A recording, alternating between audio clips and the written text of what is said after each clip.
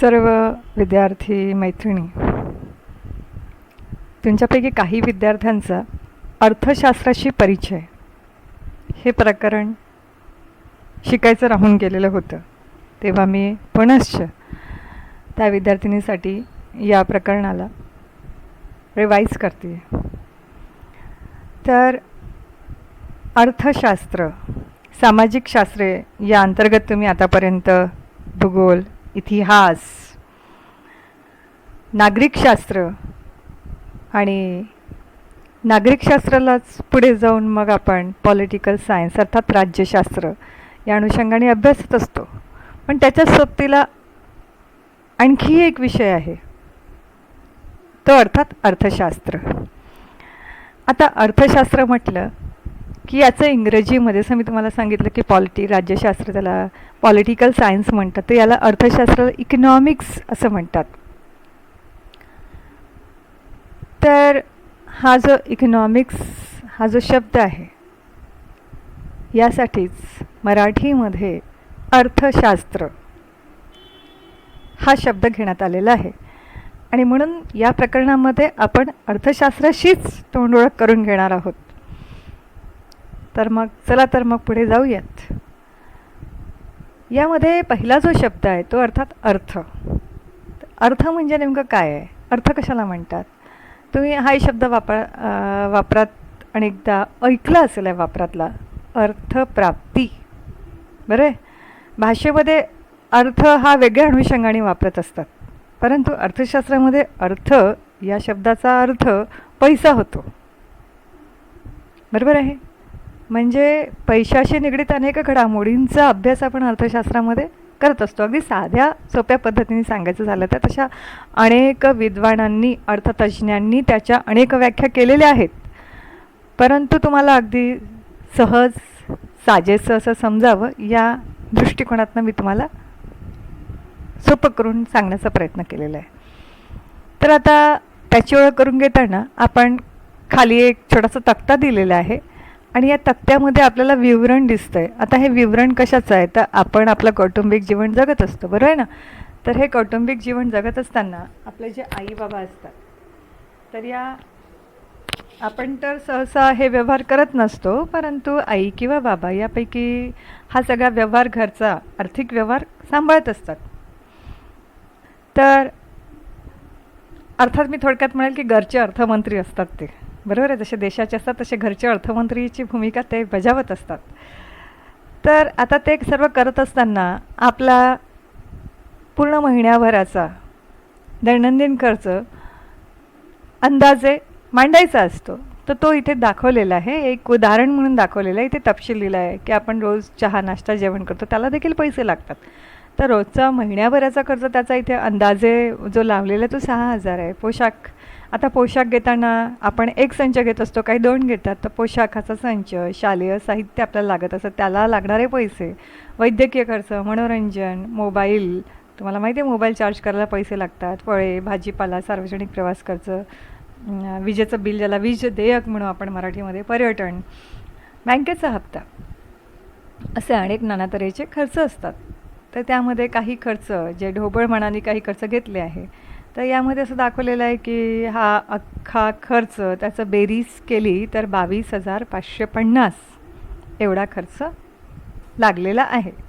आता जर का बाबांचा महिन्याचा पगार जर का 20,000 असेल आणि खर्च मात्र 22,550 असणार, मग ताळमेळ बसेल का? उत्पन्नापेक्षा खर्च जास्त होतो आहे, बरं आहे ना. असं जमेल का आपल्याला? असं करून जमणार नाही. आपलं जेवढं उत्पन्न आहे तेवढ्यातच आपल्याला आपलं बजेट, आपण आपल्या भारतीय अर्थव्यवस्थेमध्ये सुद्धा भारताचं बजेट हा शब्द वापरतो ना, तसं घराचं सुद्धा एक बजेट असतं. तर ते बजेट जे आहे ना, जर उत्पन्नापेक्षा जास्त पडत असेल आहे तर ते कोलमडतं, बरं आहे की नाही. मग आता काय करायचं? तुम्हाला आता काय करायचं आहे की समजा तुमच्या बाबांचा पगार 20,000 मध्ये येत असेल आहे, तर यामधले कुठले खर्चांमध्ये तुम्ही कपात करणार आहात, कुठले खर्च बाजूला ठेवणार आहात, कपात करणार आहात आणि ते बजेट 20,000 किंवा त्याच्या आतमध्ये बसवाल, हा प्रयत्न तुम्हाला करायचा आहे, कळलं. आणि थोड्या वेळासाठी घरचा अर्थमंत्री बनायचं आहे आणि हे काम करायचं आहे, पुढे जाऊनही भविष्यात करायचंच आहे आपल्याला. मग त्याची एक प्रॅक्टिस समजून तुम्हाला हे करायचं आहे. आता मी जे काही तुम्हाला सांगितलं, जे काही बोलली आतापर्यंत चर्चा केली, हे सर्व एकंदरीत काय होतं तर हे होतं कौटुंबिक व्यवस्थापन. हे कौटुंबिक व्यवस्थापन घरी आई आणि बाबा करत असतात, तर देशामध्ये राज्यामध्ये सुद्धा करणारे मंत्री असतात. त्या मंत्र्यांना आपण काय म्हणतो, अर्थमंत्री. आणि हा अर्थमंत्री तुम्हाला माहिती आहे दरवर्षी काय सादर करत असतो, बजेट सादर करत असतो, बरं आहे ना. अर्थातच अर्थशास्त्राची सुरुवातसुद्धा कुठून तरी या कौटुंबिक व्यवस्थापनातूनच झालेली आहे. अर्थातच संपूर्ण अर्थव्यवस्थेचं एक छोटंसं युनिट ते काय असणार तर कुटुंब, बरे. आणि अशा अनेक कुटुंबांना मिळून देशाची अर्थव्यवस्था आणि अनेक देशांची अर्थव्यवस्था मिळून संपूर्ण जगाची सुद्धा अर्थव्यवस्था असते. अशा प्रकारे अर्थशास्त्राच्या अभ्यासाला इथूनच सुरुवात झाली असावी, बरे. अर्थातच यातनं आपण काय शिकलो आहे की कौटुंबिक व्यवस्थापन जे असतं आर्थिकदृष्ट्या, बरं का, बाकी व्यवस्थापनाचा पण भाग असतो, पण आपण इथे अर्थशास्त्रीय दृष्टिकोनातनं आर्थिकदृष्ट्या विचार करतो आहे. तर हे विशेषत्वाने याची सुरुवात कुठून होत असते तर आपल्या कुटुंबात येणारं प्रामुख्याने एकूण उत्पन्न वेगवेगळ्या स्रोतांद्वारे. आता उत्पन्नामध्ये काय एकच स्रोत असतो का, बाबांचंच उत्पन्नाचं नसतं, अनेक वेगवेगळे स्रोत असूही शकतात नसूही शकतात, पण त्या सगळ्या स्रोतांचं एकत्रित उत्पन्न किती येतं आणि त्या अनुषंगाने आपल्याला खर्च करायचं असतं. म्हणजे मुख्य त्यामधला जो फॅक्टर आहे तो काय, उत्पन्न. आता हे जे उत्पन्न होत असतं, मग आपण जे उत्पन्न असतं ते आपण काय करतो, खर्च देखील करत असतो, बरं आहे की नाही. अर्थातच मग यामध्ये दोन घटक विचार करावे लागेल, एक उत्पन्न आणि दुसरा खर्च, दोघांचाही विचार करावा लागेल. तर याच्याशी निगडीत आहे आणि म्हणून इथूनच अर्थशास्त्राचा देखील जन्म झालेला आहे. आता इथे जो शब्द आहे, मूळ शब्द, जसं मी तुम्हाला म्हटलं मराठीतला अर्थशास्त्र, इंग्रजीमध्ये त्याला आपण इकॉनॉमिक्स म्हणतो, पण याचा जो उगम आहे, ज्याचं ओरिजिन आहे, हे खरंच इंग्रजी शब्दापासून झालेलं असेल आहे का. प्रत्येकच शब्दाचं, विषयाच्या नावाचं ओरिजिन हे इंग्रजीपासून झालेलं आहे का, तर ऑफकोर्स नॉट. त्याचं उत्तर नाहीच आहे. कारण इंग्रजीच्या आधी पण लॅटिन, ग्रीक अशा अनेक भाषा आहेत. या भाषांचं काही मूळ उत्पत्तीस्थान पण काही वेगळ्या भाषा आहेत, बरोबर आहे. आणि तिथून मग ही इंग्रजी विकसित झाली आहे. मग मूळचा जो शब्द होता तो ग्रीक भाषेतला शब्द होता. आता जेव्हा तुम्ही हिस्ट्री ऑफ इंग्लिश लँग्वेज जेव्हा अभ्यासाल त्यातनं तुम्हाला ते सगळं पुढे शिकायला मिळणार आहे. आता इथे आपण कामापुरता विचार करूया. तर जी ग्रीक भाषा आहे, कोणताही जो बेसिक टर्म असतो त्या भाषेतनं घेण्यात येत असतो, तर ग्रीक भाषा आहे. तर ग्रीक भाषेमध्ये याचा जो शब्द होता तो होता ओइकोनोमिया. आता हा जो ओइकोनोमिया जो शब्द होता हा ग्रीक शब्द होता आणि या शब्दाचा अर्थ होता कौटुंबिक व्यवस्थापन. आपण नुकतंच उदाहरणाद्वारे, बाबांच्या पगाराच्या उदाहरणाद्वारे आपण अभ्यासलेलंच आहे. तर हा मूळतः ग्रीक शब्द होता आणि कौटुंबिक व्यवस्थापन याचं बेसिक जे होतं मूळ उत्पत्तीस्थान हे कौटुंबिक व्यवस्थापन होतं. आता कौटुंबिक व्यवस्थापन आणि अर्थशास्त्र हे काही दूर नाही आहे. आताच आपण चर्चा केली आहे, दोघांचा एकमेकांशी जवळचा संबंध आहे. संपूर्ण अर्थव्यवस्थेचं सगळ्यात छोटं युनिट जे सुरू होतं ते कुटुंबापासूनच होतं आणि म्हणून ओइकोनोमिया हा जो शब्द आहे याचासुद्धा संबंध कौटुंबिक व्यवस्थापनाशी आहे, जवळच आहे. आता अर्थशास्त्र, बरं आहे ना, इथपर्यंत आपण आपली गाडी अर्थशास्त्रापर्यंत आलेली आहे. पुन्हा प्रश्न निर्माण होतो की अर्थशास्त्र आपण का अभ्यासतोय, खरंच गरज आहे का अर्थशास्त्र अभ्यासनाची. तर जसं देशाचं संपूर्ण नेतृत्व हा प्रधानमंत्री करत असतो, पण त्या प्रधानमंत्र्या इतकीच इम्पॉर्टंट गोष्ट हा अर्थमंत्री देखील करत असतो, देशाचं अर्थचक्र चालविण्याचं काम. आणि हे अर्थचक्र जर का रुतलं तर देशाची प्रगती किंवा प्रगतीचा वेग हा तिथे थांबतो किंवा मंदावतो.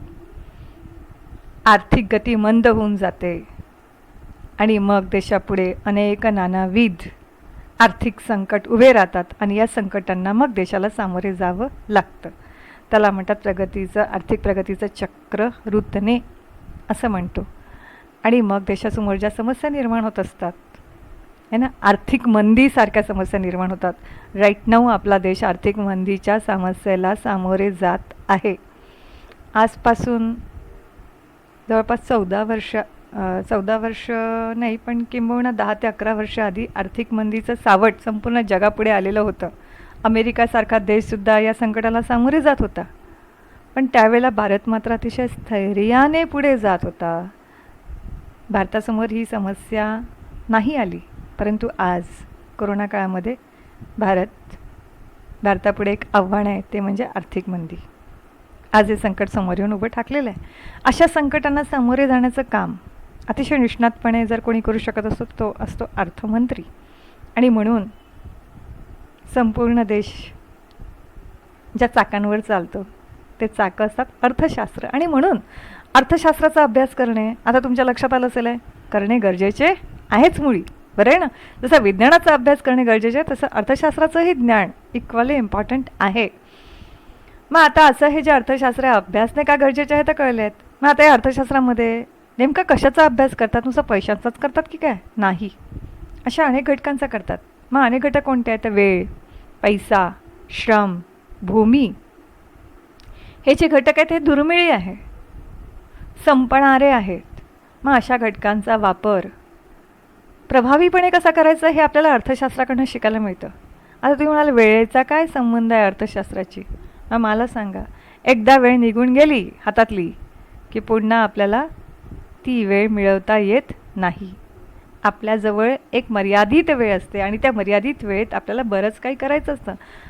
गेलेली वेळ पुन्हा येत नाही. मग त्याचाही प्रभावीपणे वापर करावा लागेल. श्रम आपल्याजवळ एक घटक आहे श्रम, पण त्या श्रमाचा आपण प्रभावीपणे वापर केला नाही तर काय होईल आहे याचा विचार करायचा. नाही केला तर काही उपयोगच नाही आहे. मग त्याचाही वापर कसा करायचा? पैसा, बरं आहे ना. तर पैसा हा घटक अतिशय मूल्यवान आहे. त्याचासुद्धा कशा प्रकारे प्रभावीपणे वापर करता येईल हे आपल्याला अर्थशास्त्र शिकवतो. आता दुसरी गोष्ट काय आहे की लोकांच्या गरजा. आता लोकांच्या गरजा या न संपणाऱ्या आहेत, आहे ना. आपली सकाळपासून ज्या गरजांची सुरुवात होते दुपार झाल्यानंतर आपण असं म्हणतो का की माझ्या सगळ्या गरजा संपल्यात, आता इथून माझ्या पुढे गरजा नाही आहेत, असं आपण कधीच म्हणत नाही. आपल्या गरजा या अनंत आहेत, न संपणाऱ्या आहेत, जन्मापासून मरेपर्यंत आहेत. मग या गरजा अमर्याद आहे, बरं आहे ना. पण या गरजांना पूर्ण करणारं साधन अर्थात पैसा. हा पैसा मात्र अमर्याद आहे का? नाही, तर तो मर्यादित आहे. मग अर्थशास्त्र आपल्याला शिकवतो की या अमर्यादित गरजांचा कशा प्रकारे मर्यादित साधनांशी मेळ घालून गरजांचा मर्यादित साधनांशी मेळ घालून कशा पूर्ण करायचं याचा अभ्यास आपण अर्थशास्त्रात करणार आहोत, शिकणार आहोत त्यातनं. ठीक आहे. मग आता अर्थशास्त्राच्या ज्या व्याख्या आहेत त्या वेगवेगळ्या तज्ज्ञ मंडळींनी, अर्थशास्त्रीय ज्याला इकॉनॉमिस्ट म्हणतात, अर्थतज्ज्ञांनी केलेल्या आहेत. त्याच्यामध्ये लिओनेल रॉबिन्स हे नाव प्रख्यात आहे. त्यांनी देखील आपल्या व्याख्येमध्ये हेच म्हटलं आहे की अमर्याद गरजा आहेत. अमर्याद गरजा कसं आहे? आता मी तुमचंच उदाहरण देते तुम्हाला. आत्ताच चॉकलेट खाल्लं की लगेच म्हणता नाही मला आईस्क्रीम खायचं आहे, आईस्क्रीम खाल्लं की लगेच म्हणता नाही मला दुसरं आणखी हे खायचं आहे, ते खायचं, बरं आहे की नाही. पेन्सिल आणून दिली की बाबा मला पेन हवा आहे, पेन झालं की मला आणखी बॅग हवी आहे, असं वगैरे. असं प्रत्येकच व्यक्तीचं असतं आहे. गरजा या न संपणार आहेत, अमर्याद आहेत. आता या अमर्याद गरजा परंतु मर्यादित व दुर्मिळ व पर्यायी उपयोगाची साधने. आता दुर्मिळ आणि पर्यायी उपयोगाची साधने म्हणजे कोणती असतात? आता जसं मी तुम्हाला आत्ताच सांगितलं, पैसा आहे ना. आता पैसा कसा पर्यायी उपयोगाचा आहे? समजा तुम्हाला जर का 20 रुपये बाबांनी दिले तर त्याचा पर्याय सांगते. या 20 रुपयामध्ये तुम्ही पेन पण घेऊ शकता, तुम्ही पेन्सिल, रबर आणि स्केल पण घेऊ शकता. 20 रुपयामध्ये जर का कंपाऊंड्स मिळत असेल तर कंपाऊंड्सही घेऊ शकता. मग तुमच्यासमोर प्रश्न आहे, मी पेन घेऊ की पेन्सिल रबर घेऊ की कंपाऊंड्स घेऊ की एक चॉकलेट घेऊ कॅडबरीचं चांगलं महागडं, बरं आहे. पर्यायी अनेक पर्याय आले ना तुमच्यासमोर. तर असंच आहे, ही जी साधने, हा पैसारूपी साधन आहे ना, तर ती पर्यायी उपयोगाची साधने. मग याच्यामध्ये आपण प्रायोरिटीज कशाला द्यायचं? आता समोरचा हा जो तक्ता आहे आता तुम्ही पाहिला आहे, त्या तक्त्यामध्ये सुद्धा तुम्हाला पर्याय निवडायचा आहे. कारण की आपल्याला हा जो ताळमेळ बसवायचा 20,000मध्ये, मग 20,000 ताळमेळ करायचा, इकडे 22,550 होतात. मग मी मनोरंजनावरचा खर्च कमी केला तर, कारण आपल्याला कटौती तर करायची आहे खर्चामध्ये, बरोबर आहे. मग एखादी विद्यार्थिनी म्हणते की मॅडम रोजचा आहार, नाश्ता, जेवण याच्यातच कटौती करते. मग काय रोजचं जेवण बंद करणार आहे का? जेवणाशिवाय जमेल का? नाही, बरं ना. हां, पोशाखाच्या 2च्या ऐवजी 1 संच विकत घेता येऊ शकतात. हां, कसे पर्याय निवडतात आता. समजलं? मग असे पर्याय निवडायचे असतात, हेच रॉबिन्सननी आपल्या व्याख्येत सांगितलं आहे. तर अशा प्रकारे मर्यादित साधनांशी मेळ घालण्याचा मानवी प्रयत्न जो असतो, या प्रयत्नांचा अभ्यास हे अर्थशास्त्र करतंय, असं रॉबिन्सनचं म्हणणं आहे.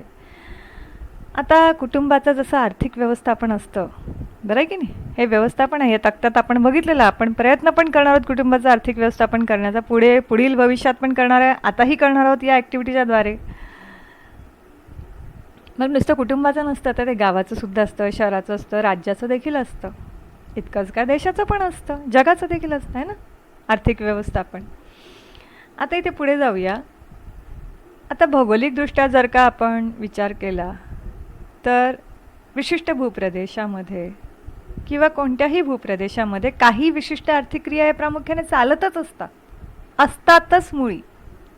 या टाळता येण्यासारख्या नाही आहेत. मग त्या कोणत्या? उत्पादन.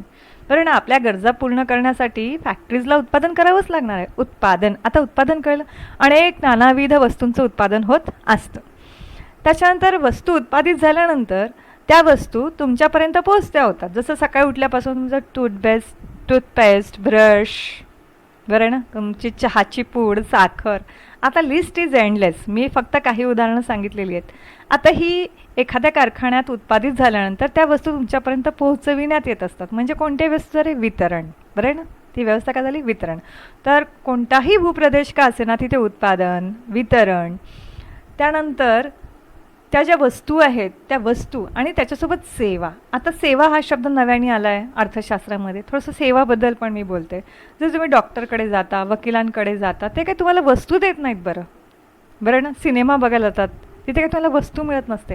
मग तिथे काय मिळते तुम्हाला? मग वस्तू नाही मिळत, तर तिथे मिळते तुम्हाला सेवा. बरं आहे ना. डॉक्टर काय करतो? साधं एक प्रेस्क्रिप्शन लिहून देतो आहे ना, औषध देखील देत नाही, प्रेस्क्रिप्शन लिहून देतो फक्त. पण तुम्ही त्याला पैसे देता ना. मग त्याने काय दिली? आम्ही शिक्षक देखील तुम्हाला काही वस्तू देत नाही, पण देतो काहीतरी. मग ती काय असते ती? बरं, तर ती असते सेवा. मनोरंजनसुद्धा काय एक सेवा आहे, बरोबर आहे ना. त्या सेवेसाठी सुद्धा पैसे मोजावे लागतात. आता मग या वस्तू आणि सेवा याचा तुम्ही काय करता? उपभोग घेता. आता उपभोग घेणे म्हणजे काय? जसं दुकानात ना आईस्क्रीम विकत घेतली आहे ना, घेतल्यानंतर अशी समोर ठेवता काय? नाही, ती तुम्ही खाता ती. बरं आहे, म्हणजे काय करता? उपभोग घेता. बरं आहे. तर अशा प्रकारे वस्तू आणि सेवा, उपभोग या सगळ्यांशी निगडीत जे उपक्रम असतात, या प्रत्येकच भूप्रदेशामध्ये चालतात. मग तो अमेरिका असो, लंडन असो, भारत असो, पाकिस्तान असो, चीन असो, प्रत्येकच भूप्रदेशात हे बेसिक हे जे उपक्रम आहे, मूलभूत उपक्रम आहे, हे चालणारच आहेत.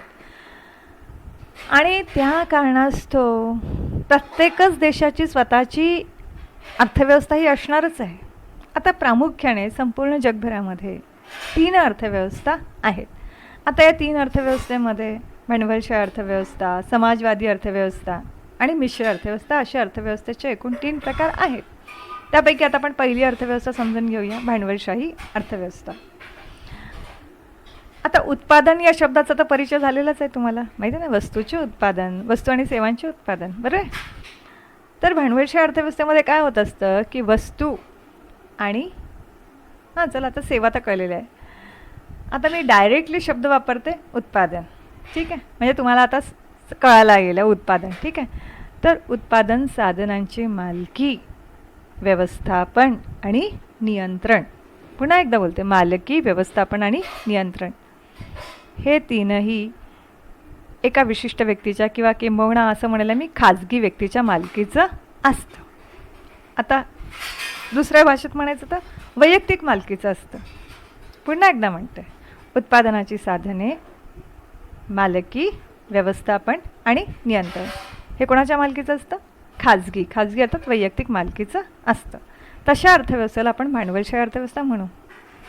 आता हे समजून घेण्यासाठी मी तुम्हाला सांगते, एक उदाहरण देते. मी जसं की एखादा साखर कारखाना आहे, जाऊ द्या साखर कारखाना बाजूला ठेवते, एखादा चॉकलेटचा कारखाना आहे, कॅडबरी चॉकलेटचा कारखाना आहे, बरं आहे की नाही.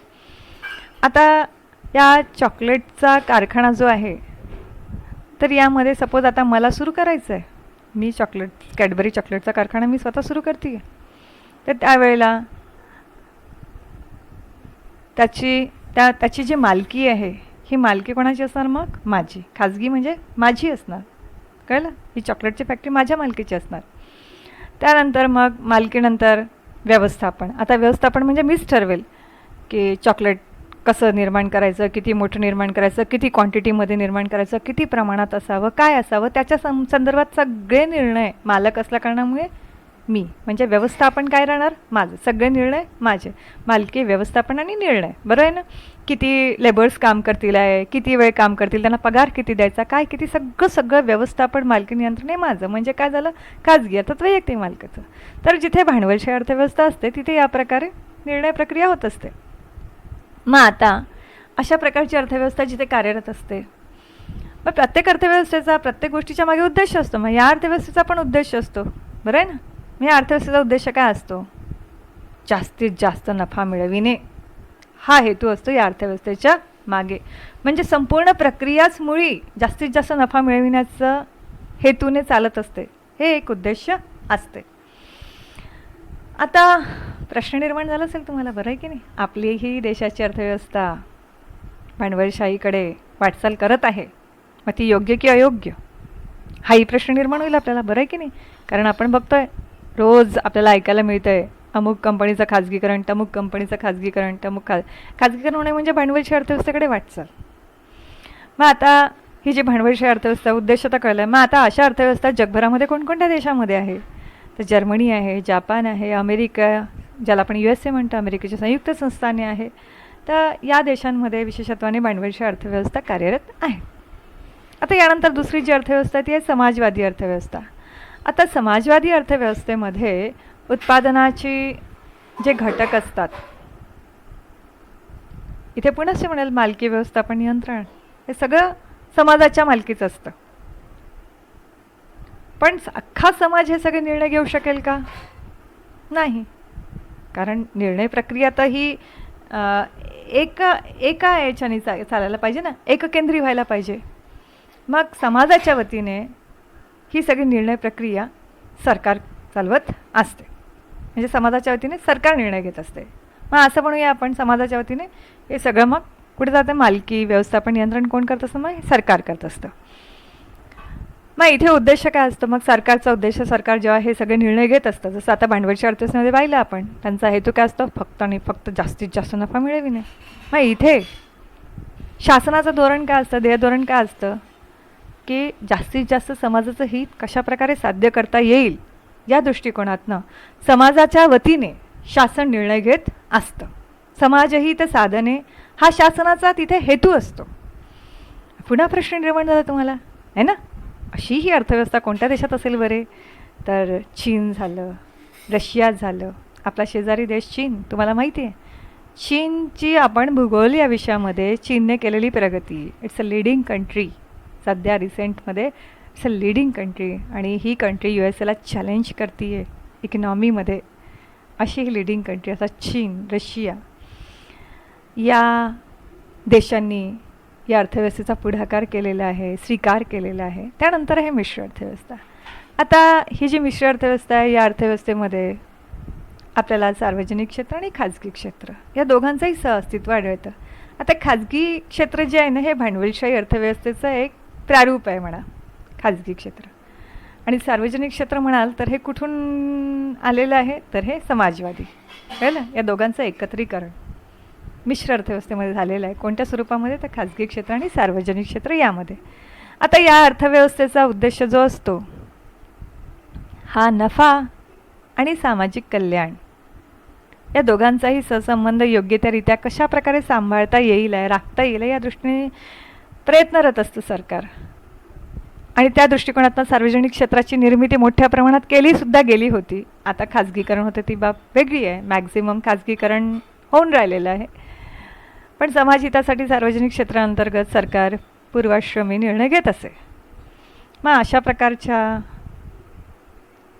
अर्थव्यवस्थेचा स्वीकार भारताने केलेला आहे. माझ्या बोलण्यात लक्षात आलंच असेल आहे, स्वीडन, युनायटेड किंगडम या देशांनी देखील या अर्थव्यवस्थेचा स्वीकार केलेला आहे. चला तर पुढे वळूया. आता प्रत्येक जी अर्थव्यवस्था असते या अर्थव्यवस्थेची काही वैशिष्ट्य असते, या वैशिष्ट्यांबद्दल आपण बोलूया. प्रश्न हा निर्माण झाला असेल तुम्हाला,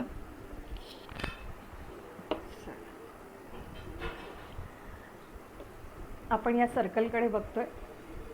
प्रत्येक अर्थव्यवस्थेमध्ये काही विशेष वैशिष्ट्य असतात ती कोणकोणती असतात ती बघूया. तर भौगोलिक क्षेत्र व नैसर्गिक साधन सामग्री. प्रत्येकच अर्थव्यवस्थेचं स्वतःचं एक विशिष्ट भौगोलिक क्षेत्र असतं. असं मी तुम्हाला भूगोलामध्ये ब्राझीलचं, भारताचं भौगोलिक क्षेत्र एक्सप्लेन केलेलं आहे, आपण अभ्यासलेलं आहे, बरं आहे की नाही. तसं प्रत्येकच देशाचं स्वतःचं एक विशिष्ट भौगोलिक क्षेत्र असतं आणि त्या भौगोलिक क्षेत्राअंतर्गत जी काही नैसर्गिक साधनसामग्री ती उपलब्ध असते ती त्या अर्थव्यवस्थेच्या मालकीची असते. जसं पाकिस्तान असेल तर पाकिस्तानच्या मालकीची असेल, भारत असेल तर भारताच्या मालकीची असेल, अमेरिका असेल तर अमेरिकेच्या मालकीची. आता त्या देशामध्ये जे राजकीय सार्वभौमत्व, जसं भारतामध्ये जी गव्हर्नमेंट रुलिंग आहे त्यांचं राजकीय सार्वभौमत्व झालं आहे, रुलिंग गव्हर्नमेंट त्यांचं असतं ते, बरं ना.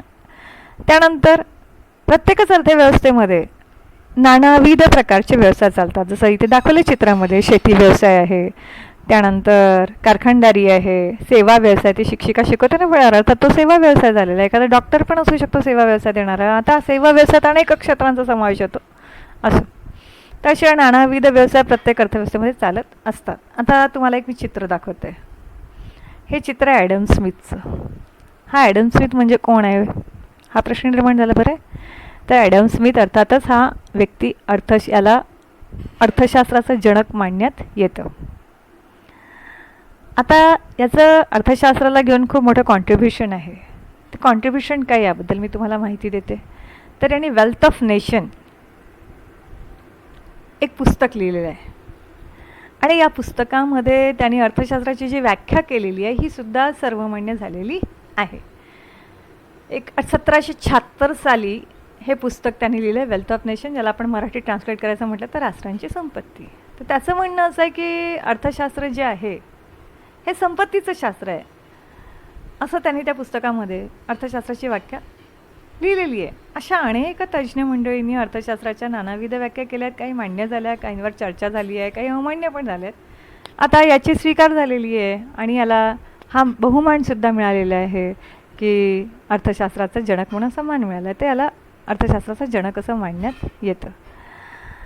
आता पुढे आपण जाणार आहोत अर्थशास्त्राचे जागतिकीकरण. आता इथे नेहमी लक्षात ठेवा म्हणून आहे तर अर्थशास्त्र महत्त्वपूर्ण सामाजिक विषय आहे. मी बरेचसे उदाहरणं देऊन तुम्हाला ते पटवून देण्याचा प्रयत्न केलेला आहे कसा महत्त्वपूर्ण विषय.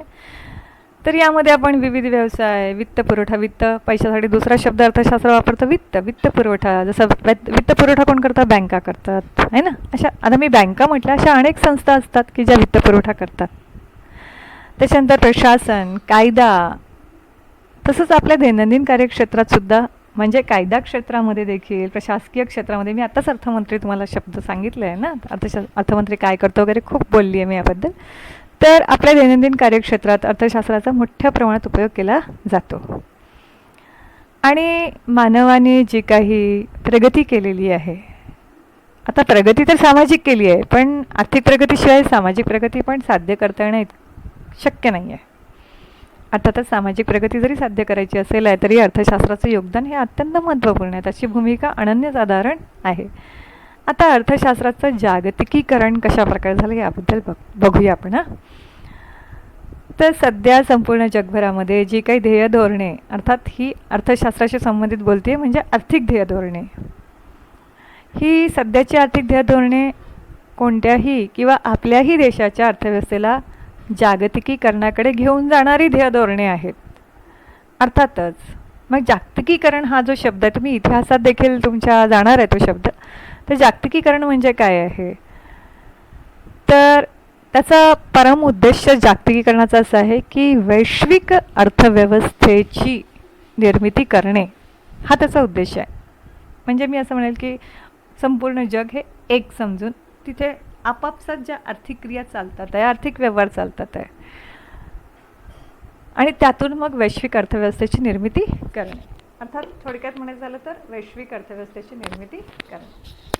आता ही जी अशा प्रकारची वैश्विक अर्थव्यवस्था निर्माण करायची म्हणजे मग त्याच्यामध्ये रूल्स, रेग्युलेशन, कारण की आपण सीमा बाहेर जेव्हा आपला व्यापार होत असतो, जसं आपण भूगोलामध्ये त्याबद्दल अभ्यासलेलं आहे, आयात, निर्यात हे शब्द गेलेले आहे भूगोलामध्ये आपल्याला, बरं आहे की नाही.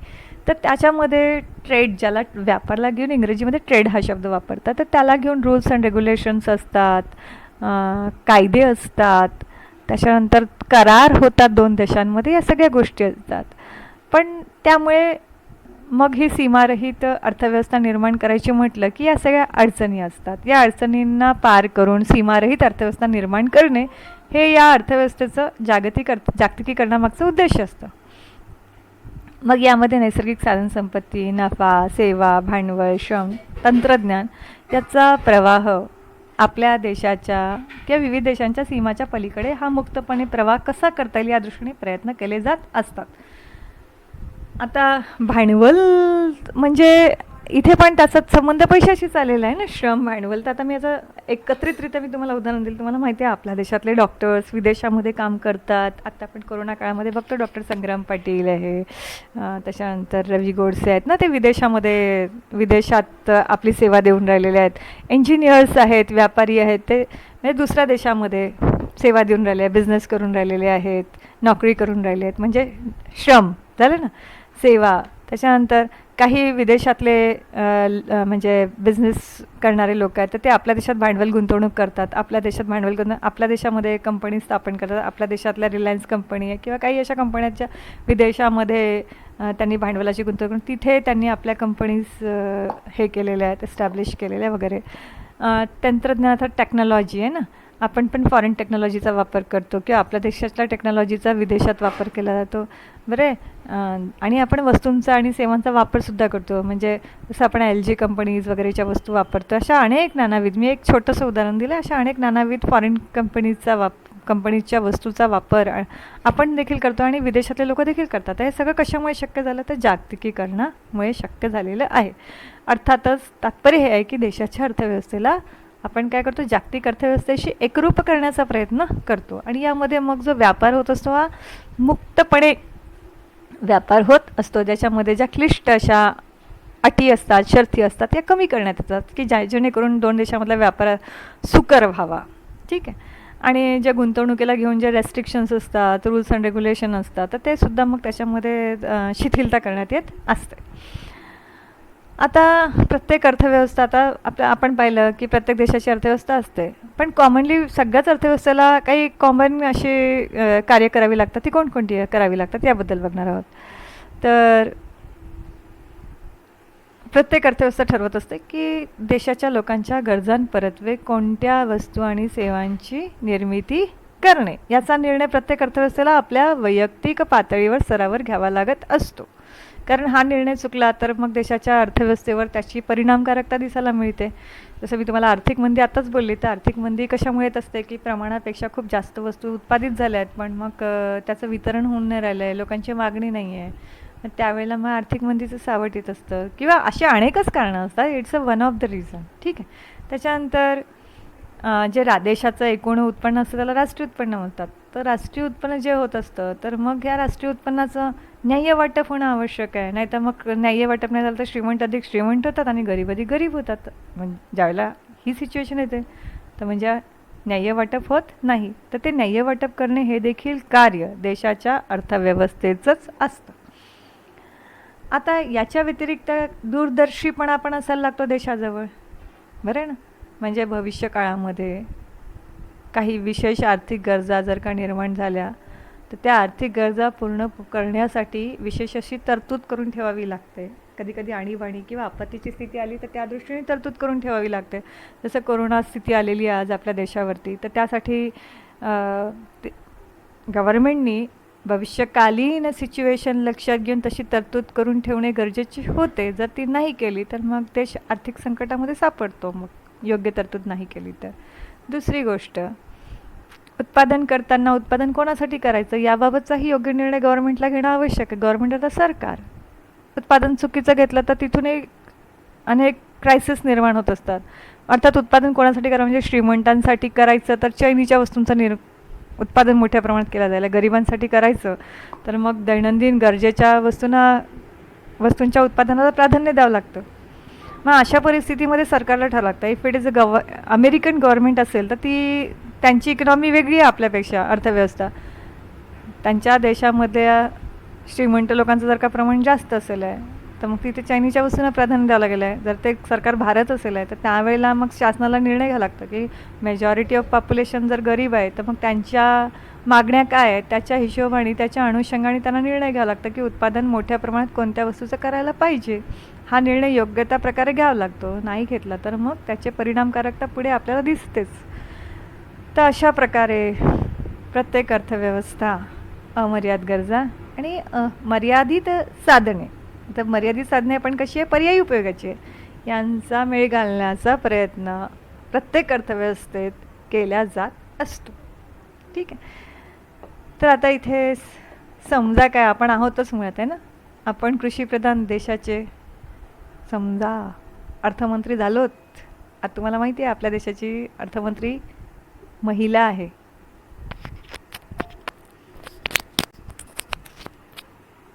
हां, तर मी जसं बोलली की आपल्या देशाची अर्थमंत्री महिला आहे. विचार केला असेल, मी मुद्दाम थांबली तुम्हाला डोक्यात क्लिक व्हावं म्हणून. बरं आहे ना, नेहमीच्या सवयीप्रमाणे तुम्ही मला उत्तर देत असता की नाही, आठवलं की नाही, निर्मला सीतारमण. तर समजा थोड्या वेळासाठी तुम्ही निर्मला सीतारमण आहात आणि तुम्हाला देशाचा आर्थिक विकास करायचा आहे आणि आर्थिक विकासाच्या मदतीने देशाला सर्वांगीण विकास घडवून आणायचा आहे. तर सर्वांगीण विकासाला प्राधान्यक्रम देऊन तुम्हाला 5 कलमी कार्यक्रम आखायचा आहे. तर त्यावेळेला तुम्ही कोणत्या 5 गोष्टींना विशेष प्राधान्य देऊन तो कार्यक्रम आखाल, लिहून काढा. ठीक आहे, एवढं काम देते मी तुम्हाला आणि पुढील आयुष्यात ही संधी तुम्हाला नक्की मिळो या शुभेच्छा देते आणि इथे हा पाठ संपतोय.